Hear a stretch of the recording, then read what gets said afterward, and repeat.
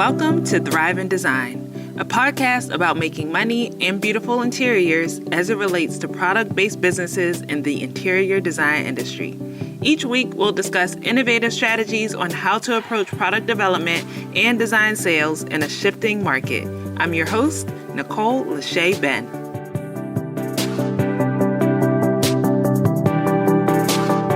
Hello and welcome, Wendy Noory, to the Thrive in Design podcast. Wendy is an award-winning interior product designer with a background in interior design. She is the founder and CVO of Chromatics Hue, a boutique contract woven textile brand, which is inspired by art, history, and Wendy's personal life experiences. Chromatics Hue was born out of the love for color, trends, and future thinking. Prior to the launch of the boutique textile business, Wendy was a director of design for Panalam Industries, the manufacturer of Nevermar and Pionite laminates. Wendy also comes with experience as a former brand manager for Lanark Wall Covering and Source One Upholstery, where she learned the manufacturing and product launch process on an expedited timeframe. Her foundation in design started with her education, a BFA in interior design from Maryville University in St. Louis, Missouri, a highly regarded design university in the Midwest. As a member of Color Marketing Group, Wendy is inspired by the future color trends to create collections that are award-winning and specified by the interior design industry. After years of developing collections for major manufacturers, she wanted to create a boutique textile brand of her own. The first collection from her brand is called Let's Begin. I'm looking forward to Wendy sharing how she evolved into the designer and business owner that she is today. So Wendy, welcome to the show. Thank you so much, Nicole, for having me. I'm so excited. I love talking about design. And sometimes I like to talk about different elements of design and color, and I get really excited about it. Yes. And when I was looking for the third guest of this season, well, even before I posted that I was looking for somebody on Instagram, I had said, I would love to interview somebody who was an interior designer and then started their own product line. And then here you are. I manifested this. And come out of that. And I truly believe in manifestation. I just think also that when I saw that, I was like, oh, I just really am excited to do a podcast. And I'm going to put that out there to her and hopefully she'll respond. Excellent. Excellent. So let's dive into this conversation. I'm looking forward to hearing your perspective on a lot of things. So first, tell me a little bit about what inspired you to pursue an education and career in interior design. Nicole, that journey did not start with interior design. And, I tell people that you're so young. You're 18 years old, you're just getting out into the world on your own. It's really hard for people to say, what degree do I want to start my career path in? So I actually started off in art history and art education. I've always loved fine arts, and I've always been into drawing and painting and just the artistic industry. So I think even when I just started, I knew that I needed to be around creative people.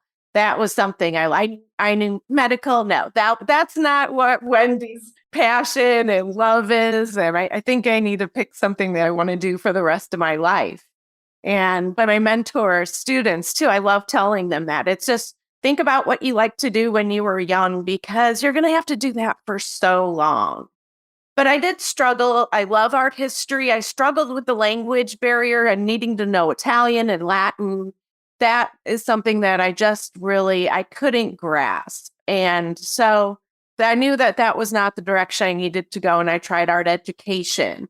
It was more of a middle school level, high school level, did some internships while I was pursuing that degree. And it just wasn't a fit for me. I just didn't see them with only a few had the passion and drive, but maybe art. And so I felt like I was talking to a blank wall most of the time. And I didn't think that younger generation yet was what I should be doing. So I thought about what in high school, I had an art teacher that had a picture of a perspective drawing in her class that she had done rendering of an interior space.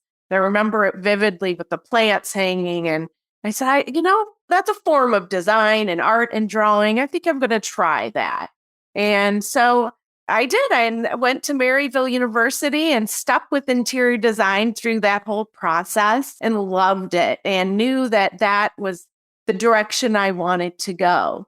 But really, and I tried so many different avenues in design.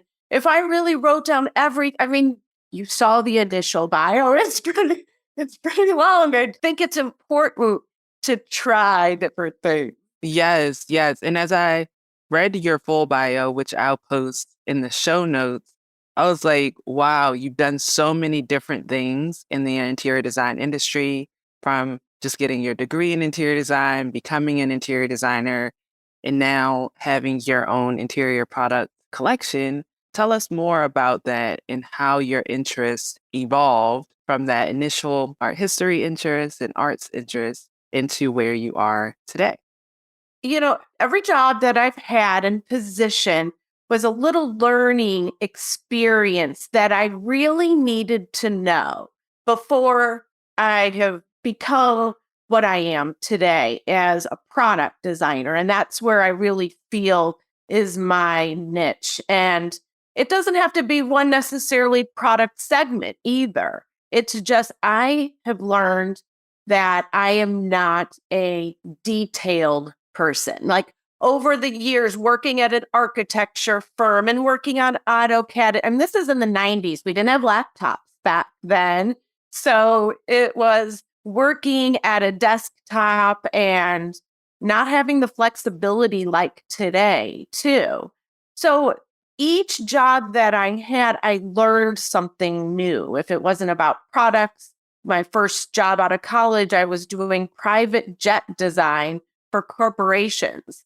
And so I learned about flammability testing and burn testing, which is a very advanced level of specification and really understanding different requirements like marine boats and cruise ships. It's really different. It's very technical. And I wouldn't have known that unless I got into a very specific little niche.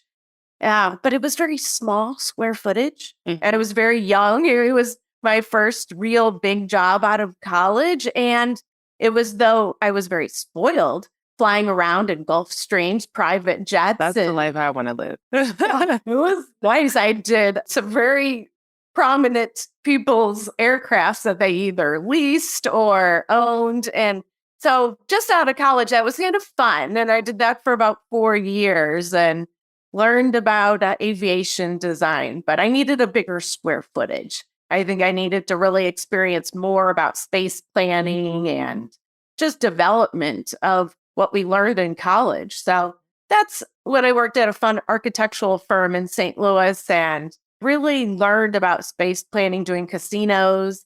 And just, again, as a designer, those are different types of products. You have to know that's not residential, textiles, and different requirements for casinos on water and wool carpeting.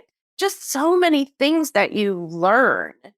And that's also a little different time, I think, in the generations of design where people are not necessarily staying at a company for their entire life.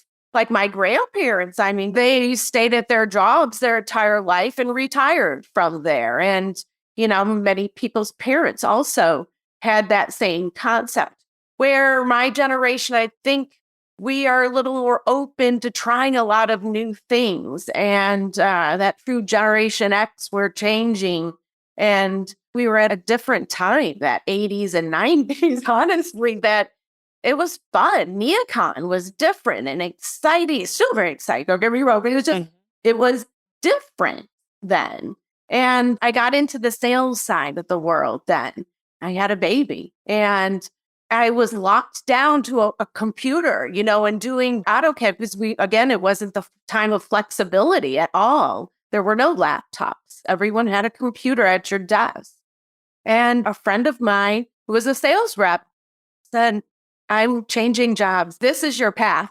You need to try this. I'm like, what? I've never been a sales rep before or Yeah. thought of that as a job opportunity for me in design. And really, I'm an introvert. I am not as extroverted as I sound. It took me years to get to this point of public speaking, presentations, and feeling comfortable. I was that kid in school that was turning purple and fainting. Oh my And gosh. when I had to do a design presentation, I had to take communications over. I couldn't do it. I Wow. had to teach myself and keep trying new things to almost torture myself to try a new adventure. I really didn't like to stay in one place too long. And so fast forward through all of that and getting outside of your comfort zone, moving to the sales side, working for interior product companies, and now you have your own product line. So give us a snippet of what you're doing and how your own product line came about. Well, I got into the manufacturing for other brands and I loved it so much. And it was just very exciting. And seeing the whole process of design and development from the artwork stage, which that was that fine art love that I just really missed in my life. Because, sometimes as you're in design and you're older, you're not doing as much of the creative work any longer. You're doing project management, you're managing people, you're managing money and time. And I was missing that and knew that I needed to still have that creative outlet for me and have that art and back to color and mood boards. And really, I'm very much of a big master planner. So I love the launch concepts and developing a launch, but I need a team. I need a team of people that are really strong at understanding my communication and the way I do design. And, I need a graphic designer. I need those technical people. So it was just time for me. I had the opportunities to learn and I decided to go ahead and try something new and branch out on my own with a little boutique brand. Now, it's not something that is, I'm not a design text level or anything like that, though I look at them as the global leaders and so much inspiration. And I learned so much when I was in sales with them. And it's just fun Hmm. and creative. Yeah. And so a couple of things that you shared in your bio and that you just mentioned too are the processes that it takes to launch a product and also just create it, right? So there might be creating those mood boards, creating the artwork that might inspire the product. So for you, when you actually worked for larger interior product companies, what did that product development or launch process look like? And this is a two-part question. And how is that the same or different for you now that you have your boutique line of products? But I think when you're working with a large manufacturing company, a company that's already really established in the industry. So for the laminate brands that I was designing for, I did their 80th birthday year celebration. So, I mean, they've had a lot of stability and a lot of brand awareness already out in the industry.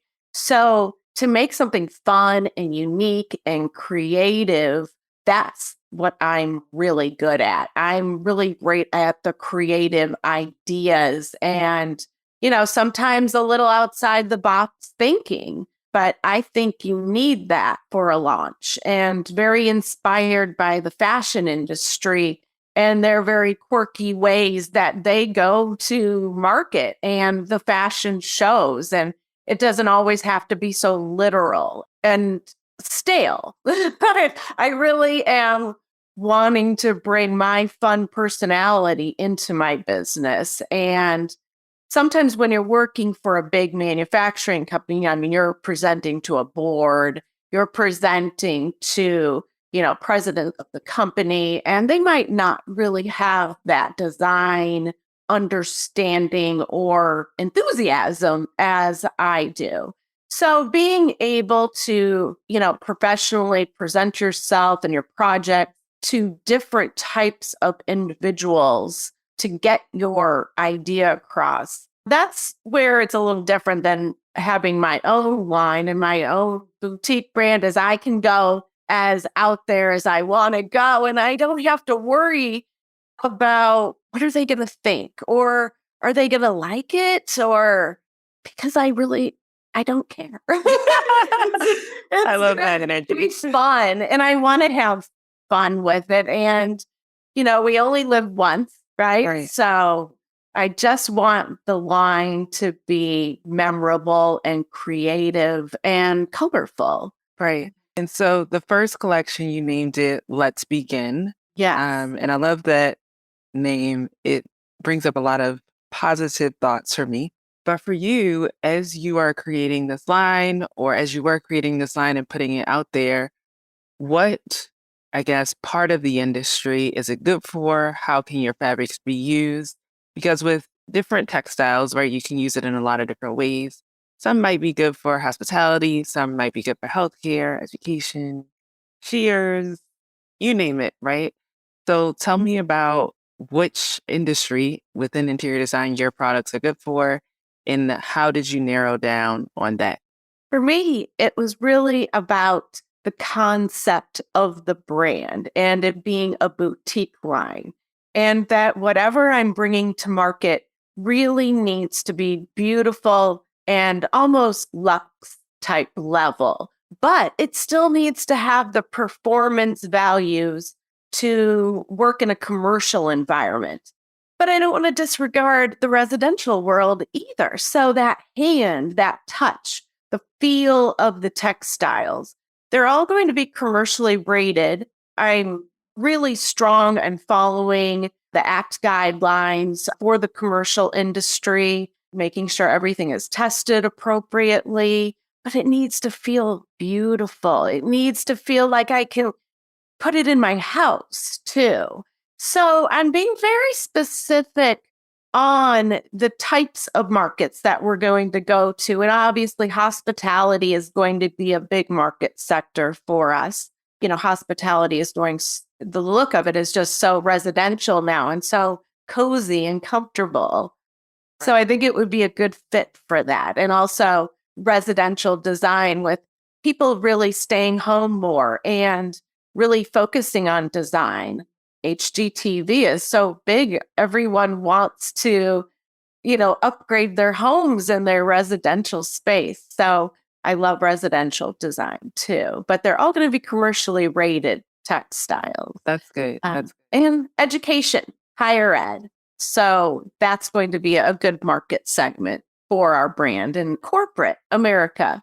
I think that that's going to be a smaller market segment with the downsizing of all the office spaces right now, but it's not one we're going to not look at. But I don't see that as the main sector right now. Right. Well, the sky's the limit. It really is. It really is. We're not really getting into the healthcare sector right now just because of all the finishes, and we're only doing woven goods. Okay. So, I think that where we are today and those market segments, that's enough for us to handle at this point. Right, right. Well, I forget the figure that I saw in some research the other week, but it was just talking about the buying power of the interior design industry. And it was something like $800 billion or something like that in buying power a year that architects and designers have in terms of specifying materials.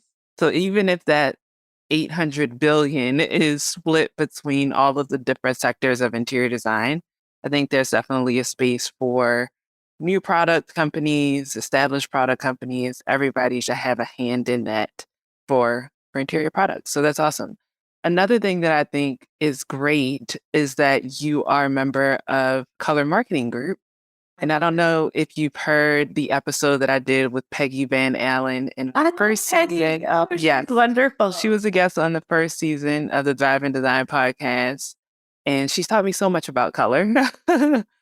And I feel like color is a subject that is not really addressed in design school. I feel like I didn't learn a lot about color, even though it's Mhm. literally the most important thing in your space. And it has so many different effects on people and how they react in the space, how they feel in the space, even how their bodies innately react without them knowing. But anyway, I say all that to say, how are you, I guess, informed about color? And then how do you take that into your product development process? Oh, I love color. Color and being a part of color marketing group has really evolved my knowledge. Really, I love taking any of the classes that they offer. It really helped me understand some more basic fundamentals because like you said, Nicole, you're right.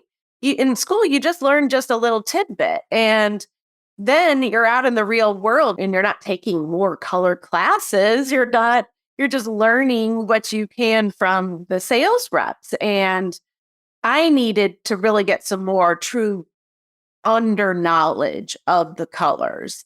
And I think that's really helped me pull together palettes that I think are really forward thinking and also following the other big leaders that are a part of color marketing group and following Pantone. And I love RAL colors, which is European, and looking at how they might be a couple years even ahead of what we're seeing in the US.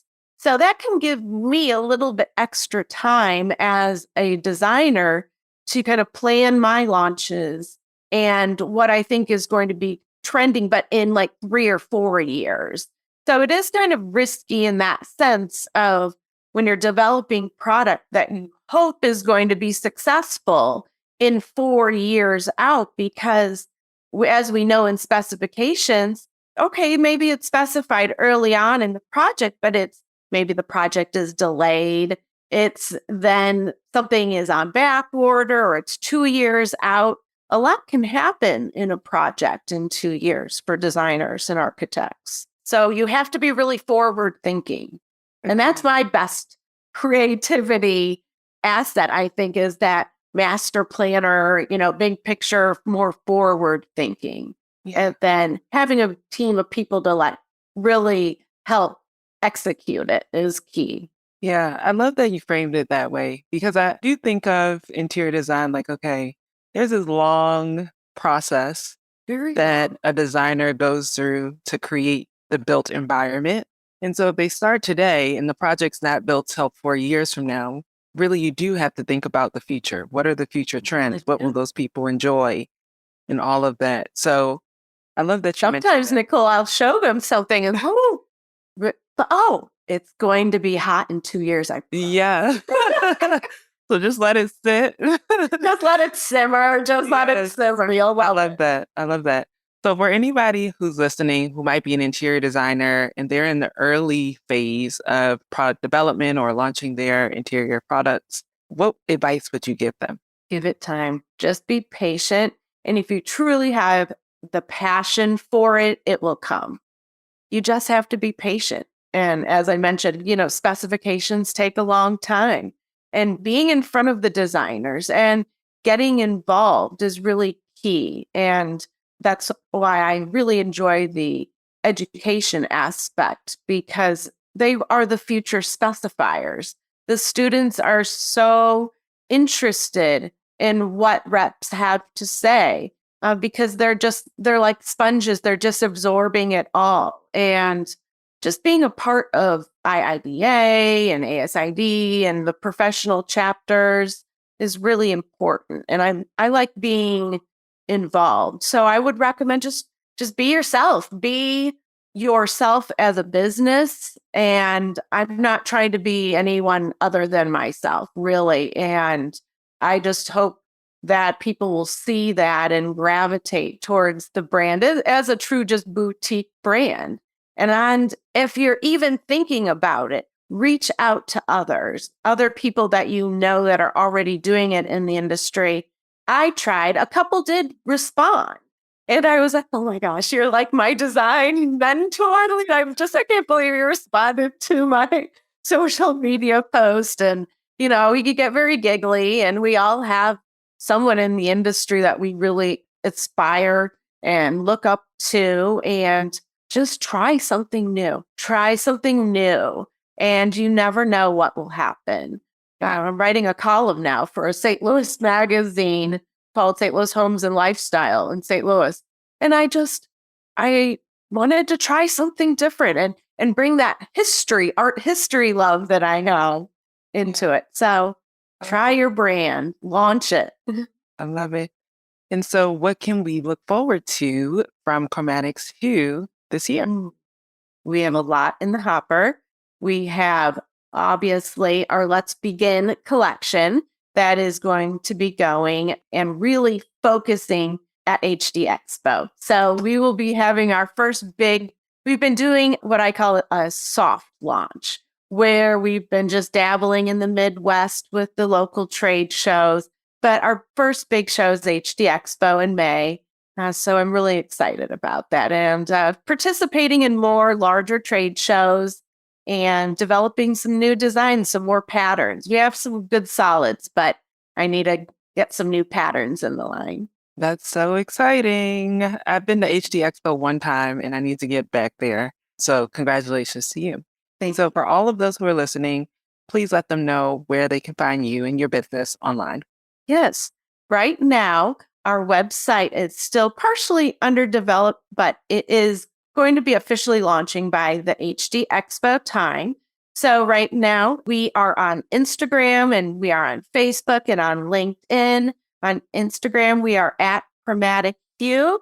And you can follow me also personally at Wendy_Noory, Noory. All right. Well, thank you so much, Wendy. It's been a pleasure learning more about your story, learning more about your creative process, and hearing all the good things that you have coming down the pipeline. So thank you so much for being a guest on today's show. Thank you, Nicole. Thanks for having me. Thanks for joining us this week on Thrive in Design. Be sure to follow us on Instagram at Thrive in Design. And for more strategies on how your product company can innovate in the interior design industry, head to training.thriveindesign.co. As always, subscribe to the show to catch every new episode and leave us a review so we can continue to create captivating content. See you next week.